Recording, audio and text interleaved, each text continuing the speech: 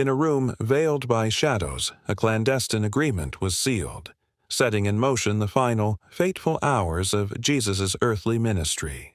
There, Judas Iscariot met with the chief priests, his heart a battleground of motives.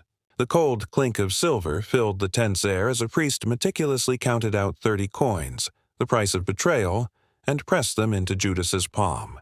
A flicker of conflict, a shadow of regret crossed Judas's face as he clutched the payment, the weight of his decision far heavier than the silver itself. Later, under the pale light of the moon in the Garden of Gethsemane, Jesus knelt in solitary prayer. His face was a mask of pure anguish as he wrestled with the immense burden of what was to come. A short distance away, his closest disciples, Peter, James, and John, were lost in sleep, oblivious to their master's agony. In a moment of profound submission, Jesus looked toward the heavens, his voice steady despite his torment.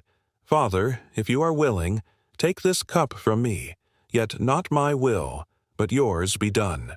The tranquil garden was soon disturbed by the glare of torches and the clamor of approaching men.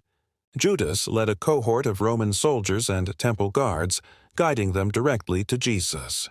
He stepped forward, a deceptive greeting on his lips, and placed a kiss on Jesus' cheek. The sign was given.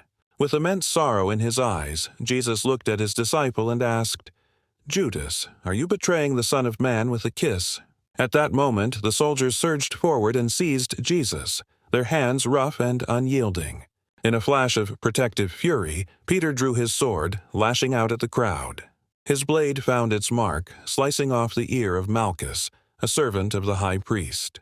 But Jesus immediately intervened, rebuking Peter's violent act. "No more of this," he commanded. Reaching out with a gentle hand, he touched the servant's wound, and in an instant the ear was miraculously restored, a final act of healing before his own suffering began.